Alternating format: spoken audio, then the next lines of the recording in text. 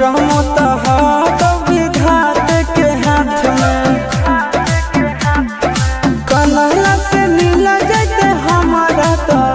मंगल दियल कान के है याद सोना मंगल दियल कान के जोड़ी है बनावल भगवान के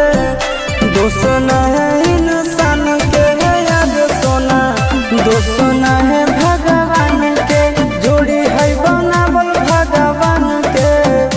दोष न है इंसान के है याद सोना दोष न है इंसान के।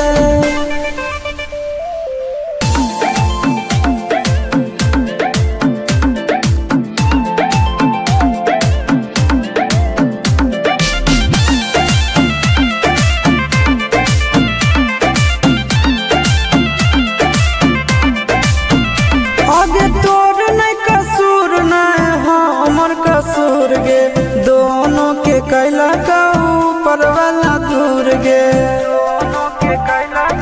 ये सोना आगे तोर नहीं